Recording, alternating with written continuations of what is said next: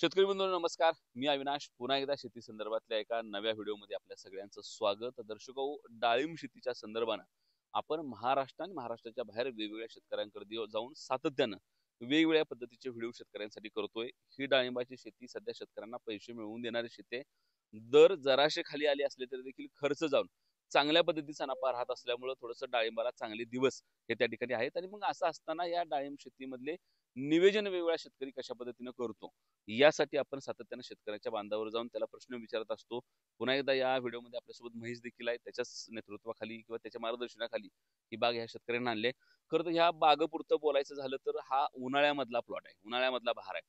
आणि उन्हाळ्यामध्ये त्यांनी पानगळ करून पूर्ण उन्हाळा आणि त्यानंतर पुन्हा मे पासूनचा पूर्ण चांगला पाऊस असे दोन्ही ऋतू टोकाची बघितलेली ही बाग आहे.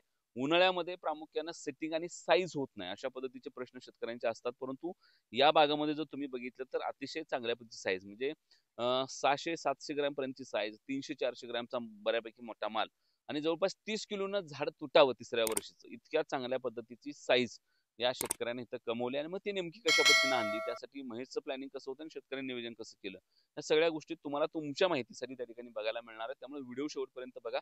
शेतकऱ्यापासून आपण सुरुवात करूया. खरं तर 90 रुपयांचा रेट मिळतोय. काल किती टन माल गेला? 12 टन गेला. बरं, 90 रुपये. हा, 90 रुपयांनी बरं. झाड खाली. झाड खाली. हा. बरं, कालच किती पैसे झाले? कालचे झाले 10,80,000 रुपये. राहिलेलं फूट पंक्चर एक 20,000 रुपये पकडून चालायचं. बर. एक 11 लाखाची टोटल लागली. काल लागले. हा, लागली. बर. आणि खर्च आणि किती आला? खर्च झालाय 2.5 लाख रुपये झालाय. बेसळ डोस, शेणखत, बाकीचं सगळं लेबर खर्च हे सगळं पकडून 2.5 लाख रुपये. स्प्रे पण त्या हा, स्प्रे हे सगळं सगळं 2.5 लाख झाले. हा, सगळं 2.5 लाख. आतापर्यंत 11 झाले. हा, 11 झाले. अजून बागू फळं दिसते छोटी छोटी. हा, छोटे आहेत ते. साईज थोडी वाढली की ते पण काढून घेणार. 1-2 टनाच्या आसपास निघेल. बर. म्हणजे खर्च जाऊन 8-9 लाख रुपये हो. राहते. हा, राहतात शिल्लक. बर. किती तारखेचं पाणी? हे 25 फेब्रुवारीचं पहिलं पाणी. 25 फेब्रुवारीचं हा. पाणी. बरं, मग त्यानंतर हे नियोजन कसं झालं, भेसळ वगैरे ह्या सगळ्या गोष्टी? हे रेस्ट पिरियड मध्ये सरांनी आम्हाला सगळं करायला लावलेलं. हां हां शेणखत, बेसळ डोस. रेस्ट पिरियड मध्ये सर आम्हालाच रेस्ट देत नाही, हां झाडांना फक्त रेस्ट आहे, हां शेतकऱ्याला रेस्ट नाही. हां हां हां. त्यामुळे जे बी काय करायचं ते सगळं रेस्ट पिरियड मध्येच करून घेतात सर आमच्याकडून. बर. काय काय गाडी केलं? स्टोरेज हे सगळं पूर्ण. बरं, आता काय नियोजन आहे रेस्ट पिरियड? आता काय तयारी केली का? हो, आता झाले ना. आमच्या साईडला ढिगारा मारून ठेवलेला आहे त्याचा शेणखताचा. त्याच्यावर सगळी प्रक्रिया झालेली आहे. बाग पूर्ण झाली की विरळून चालू रेस्ट पिरियडची सगळी कामं चालू करायची आता. बर. काय काय करता रेस्ट पिरियड मध्ये? बेसळ डोस, शेणखत, बेड फोडायचे, बाग विरळून घ्यायची. ठीक आहे, मग रेस्ट पिरियड मध्ये होते. हा, रेस्ट पिरियड मध्ये सगळी कामं. बर. काय फायदा होतो रेस्ट पिरियड मध्ये सगळं काम करणे? एक काडी झाडामध्ये स्टोरेज निर्माण झालं ना, स्ट्रॉंग कळी टाकतंय, सेटिंगला अडचण येत नाही. आता उन्हाळ्यामध्ये बाग धरली की किंवा आता जे ऊन सध्या चालू आहे दरवर्षी ते प्रचंड टेम्परेचर आहे, साईज होत नाही असं म्हणतात किंवा तशी चांगली सेटिंग होत नाही. बरं, डाळिंबामध्ये गंमत असं आहे की डाळिंबामध्ये सेटिंगच्या टायमालाच कळी कशा पद्धतीनं पडले त्यामुळे त्याची साईज ठरते. पुन्हा तुम्ही त्याला लय आपदू शकत नाही. तर त्या सुरुवातीच्या कळ्या ताकदीच्या पडाव्या ह्यासाठी ते उन्हाळ्यातलं नियोजन कसं? आता आम्हाला सगळं सरांनी मार्गदर्शन केलंय. तुम्ही ते सरांनाच विचार. सरांनाच विचार. हा, सरांना. ठीक आहे सर. आता सर तुमच्यासाठीच घेऊन आलो मी व्हिडिओ मध्ये. खरं तर महेश, खरं तर पुन्हा एकदा हा माझा 20 दिवसानंतरचा तुझ्यासोबतचा व्हिडिओ आहे. अनेक प्लॉट तुझे फिरलो आपण. मध्ये कर्नाटकातला तो जमखंडीचा प्लॉट बघितला. तिथे एक गोष्ट होती की थिनिंग प्रॉपर नव्हतं आणि साईज छोटी राहिली होती पण माल लय निघला होता त्यांना. आणि ते झाड आपण मोजलं तर जवळपास 25 किलोचं झाड पहिल्या वर्षीच होतं. हे झाड आपण मोजले तर जवळपास 30 किलोनं एक झाड सरासरीने तुटले. साईज तुझ्या हातात आहे, माझ्या हातात आहे, इथं ठेवलेली साईज बी तशीच आहे. आणि डाळिंबामध्ये जर तुम्ही हवा हे घस बघितले तर तुझ्या मागचे घस आहेत किंवा इथला आतला घस आहे, शेंड्याचा पण माल बघ, किंवा इथं जर पूर्ण जर तुम्ही माल बघितला आतमधला तो आहे घस, तर अतिशय नीटनेटकी साईज होण्यामध्ये आले. सगळे प्रश्न विचारू. तुझं ते रेस्ट पिरियड मधलं काम जे नेहमीचं मला फार आवडतं तुझं हे गोष्ट, कारण हे वाक्य पण मला फार आवडतंय की बागेला रेस्ट असते, शेतकऱ्याला रेस्ट नसते. आणि बागेच्या रेस्टमध्ये शेतकरी जितका ऍक्टिव्ह राहील तेवढं त्याला उद्या आव्हान, जे आपल्याकडे म्हण आहे अशी की शांततेच्या काळामध्ये जितका घाम गाळला जाईल तेवढं युद्धाच्या काळामध्ये कमी रक्त सांडावं लागतं. त्यामुळे ते तुझं निवेदन मला कायमच भारी वाटत आलंय आणि म्हणून तर पुन्हा पुन्हा तुझ्यासोबत व्हिडिओ करतोय. खरं तर हे सगळं बोलू पण उन्हाळ्यामध्ये जो एक सगळ्यात मोठी समस्या असते बघ की सेटिंग आणि हाय टेम्परेचर मुळे चांगली कळी न पडणं किंवा साईज न होणं. आणि हिथं मात्र तो मला फरक दिसतोय. तर मला पहिलं त्याचं उत्तर देईन, मग पुन्हा मी पहिल्यापासून येतो. त्याचं उत्तर आपल्या रेस्ट पिरियडच्या कामामध्ये पण आहेच. बर. की आपण रेस्ट पिरियड मध्ये जेवढं शेणखत बेसोडोस भरून जेवढं रेस्ट झाडाला चांगली देईल, पानानं जेवढी अनिर्मिती करून स्टोरेज झाडामध्ये होईल तेवढं आपल्याला ती देणार आहे. जरी रेस्ट मध्ये ही सगळं स्टोरेज झालं असेल तर साईज ही शेवटी फुलावरती आणि पानावरती ठरली जाते. की जर त्याचं उदाहरण काय की तुम्ही जी पहिलं पाणी देता, ही पहिलं पाणी तुमची जमीन, तुमचं वातावरण, तुमचं झाड बघून तुम्हाला पाणी ठरवावं लागणार की किती द्यायचं. मग काय वातावरण जमिनीनुसार तुम्ही 1 तास 2 तासामध्ये भागेल, काही ठिकाणी तुम्हाला 10 तास पहिलं पाणी द्यावं लागेल. आता ती पहिलं पाणी देत असताना अशी अडचण येऊ शकते की पाणी जास्त झाल्यामुळे थोडं शूट तुम्हाला येणं. पण ज्या वेळेला आपण उन्हाळ्याच्या काळामध्ये असतो, म्हणजे फेब्रुवारी एंडचं आपलं पहिलं पाणी म्हणजे मार्चच आपण धरूया, तर मार्च मध्ये टेम्परेचर आपलं वाढणारच आहे. त्या हिशोबाने आपण ह्या प्लॉटला पहिलं पाणी भरपूर दिलेलं आहे. पहिलं पाणी भरपूर देण्याचा उद्देश हाच असतो की येणारं स्प्राउटिंग म्हणजे येणारी जी पान आहे किंवा गुंज आहे ही स्ट्रॉंग निघावी बाहेर. जर ह्या वातावरणामध्ये तुमच्या वातावरणामध्ये 30-35च्या पुढे टेम्परेचर आहे, 37-38 टेम्परेचर आहे, आणि जर तिथून जर फुटवा फुटायला लागलाय तर तो फुटवा जर त्या टेम्परेचर मध्ये पाणी कमी असेल तर फुटताना तेवढा स्ट्रॉंग फुटत नाही, किंवा फुटताना त्याचं पान जसं आपण म्हणतो उंदराच्या कानावनी बारकं निघतं, जसं की असं लांब निघत नाही पान. जर ते पानच लहान निघलं तर कळी त्याला 100% तशीच निघणार. जसं की आपण म्हणतो शुद्ध बीजापोटी फळ गोमटी, जसं म्हणजे तुमचं बीज आहे त्या पद्धतीनं ती फळ निघणार आहे. तसं पान आपल्याला स्ट्रॉंग नेण्यासाठी पहिलं पाणी आपल्याला भरपूर किंवा मोठं दिलं पाहिजे. त्यानंतर थोडं तुम्ही गॅप देऊ शकता म्हणजे नव्हतीसाठी, किंवा जर चुकून थोडी नव्हती शेंड्यावरती जिथं म्हणजे आपलं कटिंग झाले म्हणजे छाटणी झाले, हार्ड थोडी छाटणी आपण मार्चला करतोच, मग त्या हार्ड छाटणीच्या पुढच्या शेंड्याला थोडी नव्हती येऊ शकते, तेवढी नव्हती आपण काढून घेतली, मागच्या आपल्या चौक्या आपोआप बसत असते त्या, आणि त्या चौक्यामधनं ती पान चांगलं निघल्यामुळं तुम्हाला कळी चांगली निघण्यात 100% तिथं मदत होते. तरी सुद्धा तुम्हाला तिथून सुद्धा पाण्याचं प्रमाण ही थोडं व्यवस्थितच सेटिंगच्या काळामध्ये करावं लागतं. जसं की डेव्हलपमेंट मध्ये आपण तेले म्हणून पाणी कमी देतो, पण सेटिंग मध्ये आपल्याला पाण्याची रिक्वायरमेंट जेवढी आहे तेवढी द्यावंच लागते, कारण की झाड जगण्याबरोबर झाडामधून जगण्यासाठी बाहेर पाणी फेकलं जातं. आणि टेम्परेचर मध्ये त्यावेळेला ह्युमिडिटी नसते, कोरडापणा असतो. कोरडापणा असल्यामुळं हवेमधील उष्णतेमुळे पानाला जगावं लागतं, त्यासाठी झाडातून पाणी बाहेर फेकलं जातं. जेवढं झाड पाणी बाहेर फेकतंय तेवढंच पाणी तुम्हाला झाडामध्ये द्यावं लागतं. जसं की उन्हाळ्यामध्ये आपली पाण्याची गरज, म्हणजे उन्हाळ्यामध्ये आपण किती पाणी पितो, घाम पण जातो, आणि आत्ताच्या ह्या वातावरणात आपण पाणी पितोय का?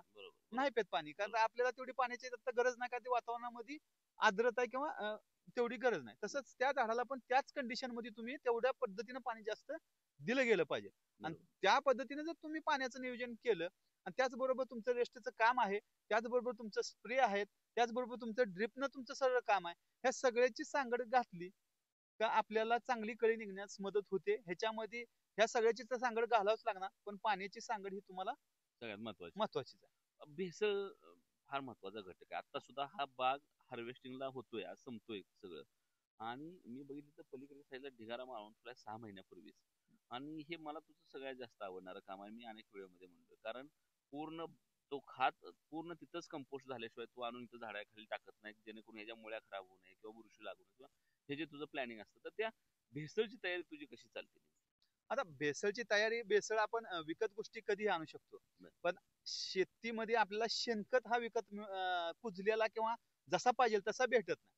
तर त्याच्यासाठी आम्ही काय करतो, ज्या दिवशी बाग आपली सेटिंग होईल, म्हणजे समजा ही प्लॉट धरलाय आणि तुमचा प्लॉट एप्रिलच्या 10 तारखेपर्यंत 20 तारखेपर्यंत सेटिंग झालाय, तर सेटिंग झाल्यानंतर जी व्हिजिट होती त्या व्हिजिटला मी शेतकऱ्याला सांगतो की आपला माल सेटिंग झालाय, आपल्याला आशा आहे की बाबा आता पुढे ह्याचे पैसे होणार आहेत, तर आपण आता शेणखत तिथं आणून ठेवायचं. आता त्याच्या मागे तो एक उद्देश असतो, शेणखत कुजवणं हा उद्देश असतो. जर तुम्हाला त्या शेणखतामध्ये समजा मळी घ्यायचे, जर त्या शेणखतामध्ये कोंबड खत थोडा घ्यायचा आहे, किंवा तुम्हाला राख टाकायचे, तर ह्या गोष्टी, मळी ही केमिकल झालं, कोंबड खतामध्ये हीट जास्त असते, ह्या गोष्टीचं तुम्हाला जर केमिकल कमी करायचं असेल, त्या कोंबडी खताचं हीट कमी करायचं असेल, तर 6 महिन्या किंवा 5 महिने आपण आधी प्रक्रिया चालू केल्यामुळे काय होतं, त्या कोंबडी खताची हीट कमी होती, त्या मळीचं केमिकल प्रमाण कमी होतं. त्याच्यामध्ये आपण काय करतो की महिन्या 1.5 महिन्याला जीसीपीने तो सर्व खत मिक्स करतो, त्याच्यामध्ये डिकम्पोस्टिंग कल्चर टाकतो, ईएम टाकतो, जैविक स्लरी टाकतो, त्यामुळे ती पूर्ण ऑर्गॅनिक किंवा जैविक प्रक्रिया होऊन तो चांगला शेणखत तांबडा काळा अशा चांगल्या पद्धतीने शेणखत तयार होतो की जेणेकरून आपण आता सध्याला त्याचा दुर्गंध नाही, कुठल्या प्रकारचं काय नाही, म्हणजे एक प्रकारचा तो मस्तपैकी कंपोस्ट होऊन तयार झाला. जातो. तर तोच शेणखत आपण प्लॉट मध्ये भरल्यानंतर बुरशी असेल किंवा कीटक असेल ह्याचा कुठल्याही प्रकारचा प्रादुर्भाव होत नाही, उलट त्याला आपली जमीन ऑर्गॅनिक कार्बन कर्ब वाढण्यासाठी चांगला मदत होतो.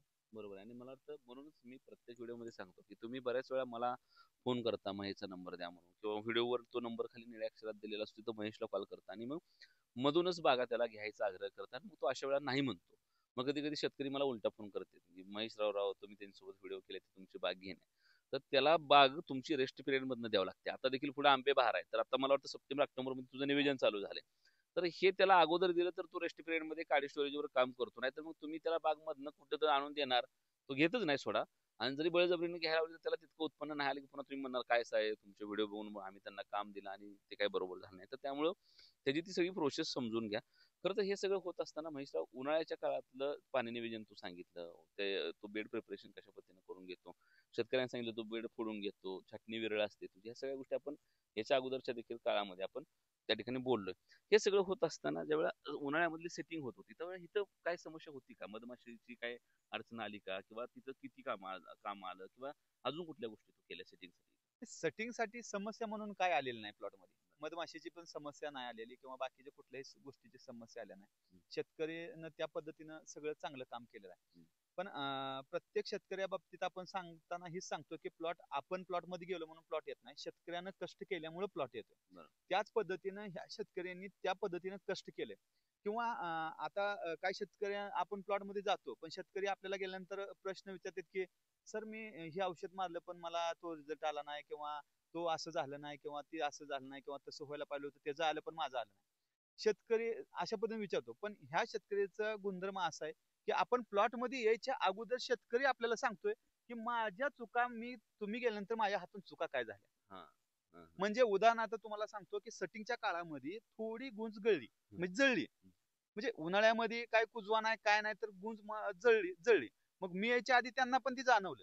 पण मी प्लॉट मध्ये यायच्या अगोदर त्यांनी मला सांगितलं की सर माझ्याकडून एक चूक झाली की माझ्या 2-3 दिवस ढेपू जळल्यामुळं त्या काळामध्ये माझं बागेला पाणी कमी पडलं आणि मी तिथं कुठून तर ऍडजस्ट करण्यापर्यंत त्या गुंज मध्ये माझी कळी जळली.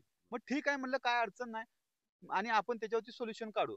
पण एक लक्षात घ्या की त्यांनी आपल्यावरती नाही बोट दाखवलं. म्हणजे सामाजिक मानसिकता काय की काय जर झालं तर समोरच्यावरती बोट दाखवलं जातं लगेच. तसं त्यांनी आपल्यावरती बोट नाही दाखवलं, त्यांनी कारणांचा शोध घेतला. मग त्यांनी असं म्हणलं नाहीत की आलेल्या मग गुंजच का जळली, स्प्रे कुठला चुकला का, काय झालं का, नाही. त्यांनी काय सांगितलं 3 दिवस ढेपू बंद होता किंवा माझा प्रॉब्लेम झाल्यामुळे मला लक्ष न देणं झाल्यामुळं तिथं बाबा हा प्रॉब्लेम झाला. मग त्याच्यावरती आम्ही आता ह्याचा फायदा काय होतो बघा की त्यांनी मला चूक सांगितली.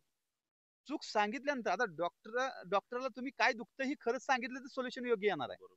पण डॉक्टरला जर तुम्ही म्हणला काल तुम्ही गोळ्या दिलत्या आणि मला कशा पाय माझं दुखतंय, पण तुम्ही काय दुखलं कशामुळे बाबा तुम्ही गेल्यावर काय चुका केल्या हे जर नाही सांगितलं तर डॉक्टर काय करू शकत नाही. तसंच त्यांनी मला चूक सांगितली, मी त्याच्यावरती लगेच सोल्युशन सांगितली. उद्या सकाळी आपली किंवा संध्याकाळी लाईट काही ऍडजस्ट करा आणि रिकामी बाग भिजवून घ्या. मग तो जो झाडाला पाणीचा ट्रेस आलेला होता तो आम्ही रिकामा प्लॉट, ते म्हणले आता एवढं लाईट कुठून आणू, मी म्हणलं काय नाही, आपल्याला काय फक्त पाणी तुम्ही नुसतं सोडा, पळत गेलं तरी विषय संपतोय. आपल्या प्लॉटची ह्युमिडिटी मेंटेन झाली, आपल्याला विषय संपला, पाण्याची कमतरता त्याला भरून निघेल.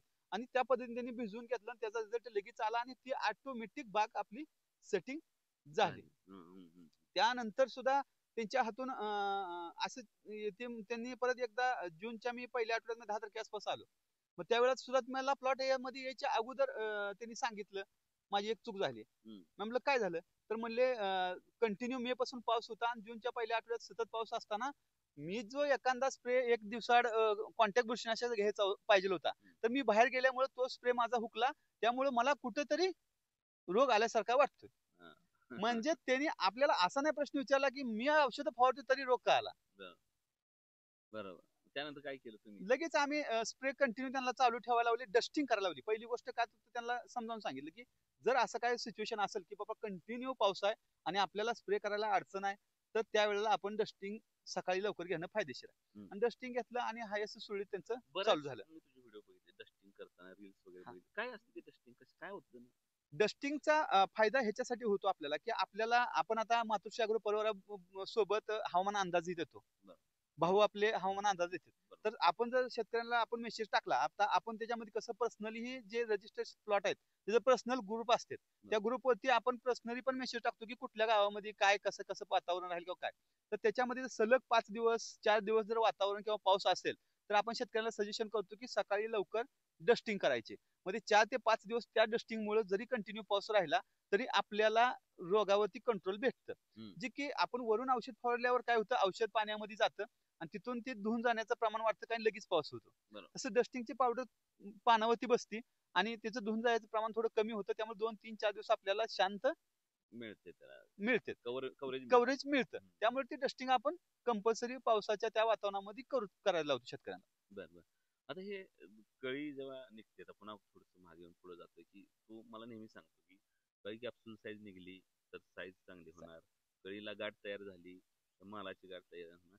इथं कशी कळी पडली होती? इथं शेतकऱ्यांनी पाणी सुरुवातीला चांगलं दिलं होतं आणि नंतर आम्ही रिकामी पण बाग भिजवली. ह्याच्यामुळं किंवा त्या सगळ्या व्यवस्थापनामुळं कळी स्ट्रॉंग निघाली आणि चांगली लांब कळी निघाली आणि ती सेटिंग प्रॉपर झाली.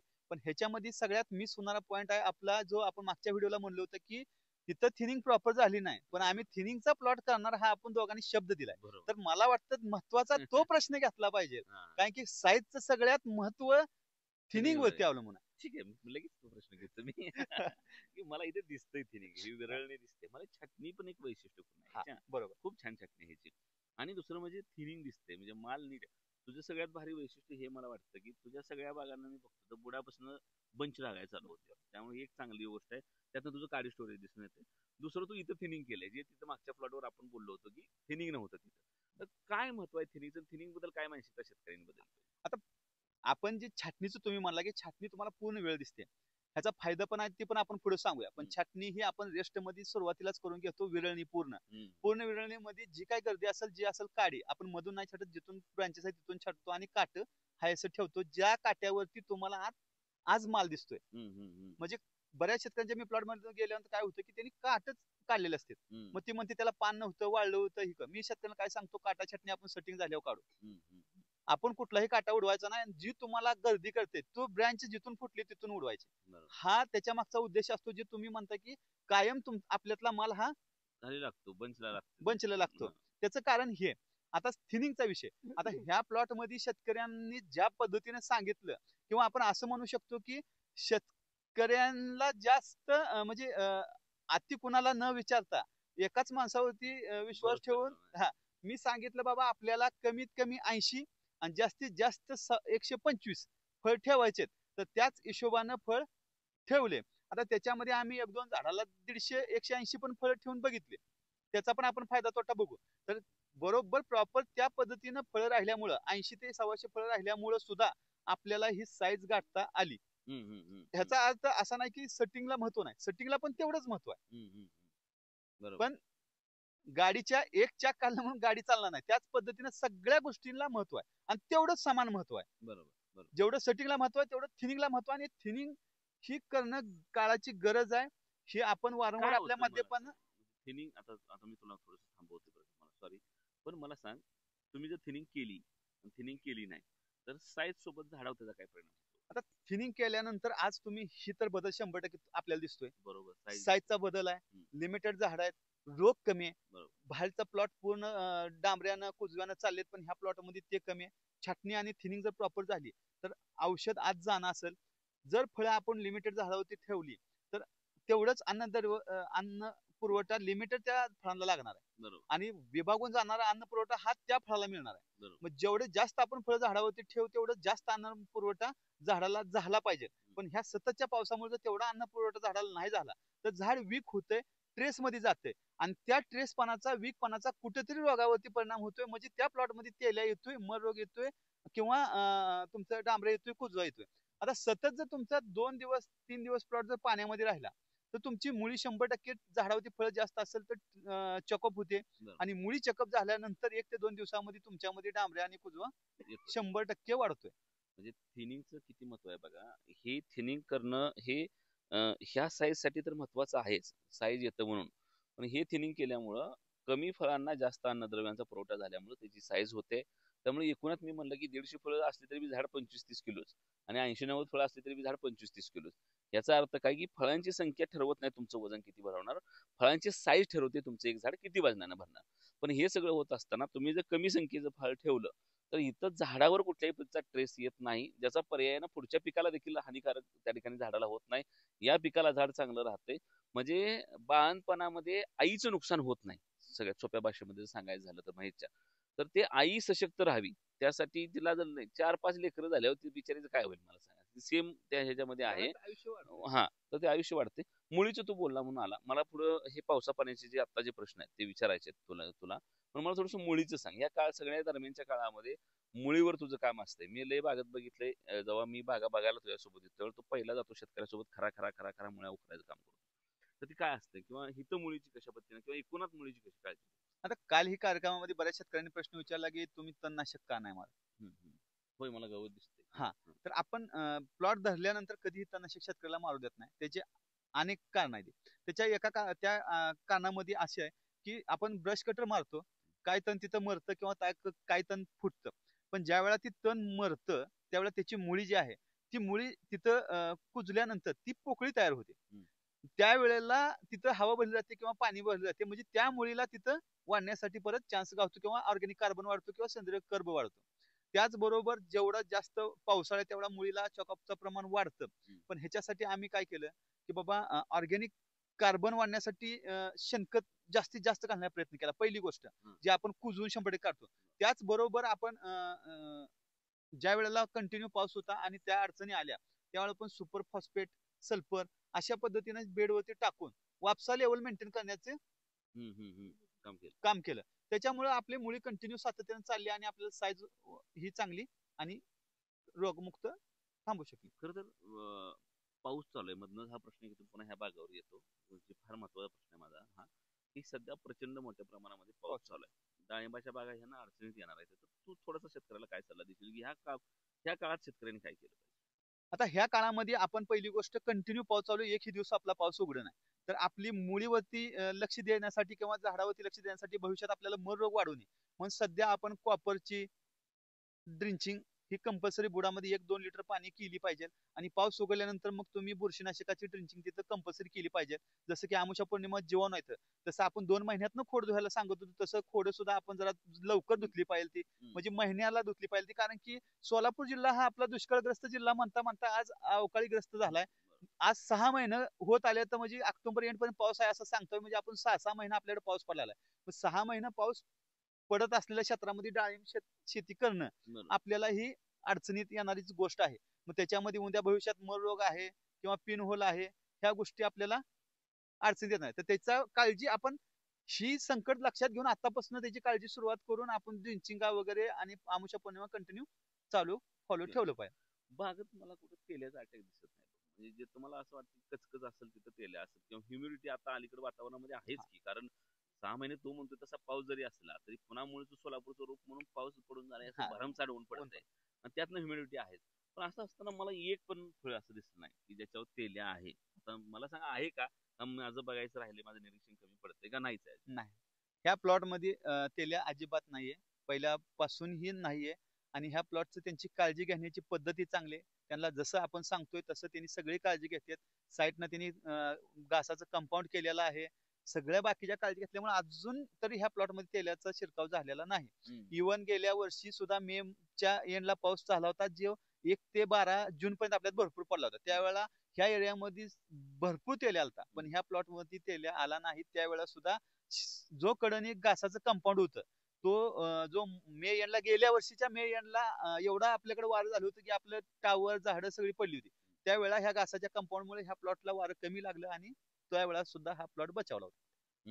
म्हणजे हे साधं वाटतं तेल्या का वाचला तर नुसतं ते घासाचं कंपाऊंड, आता हे त्याचं टेक्निक आहे म्हणायची, पण त्याच्या आत पुन्हा मला वाटतं खूप साऱ्या गोष्टी एका व्हिडिओ मध्ये नाही आपल्याला कंप्लीट करता येईल. तो तुम्हाला नंतर सांगेल ते बघा. नाही तर लोकांना असं वाटेल की तेल्यावर उपाय काय, तर घास लावा म्हणजे हा तेल्या उपाय आहे.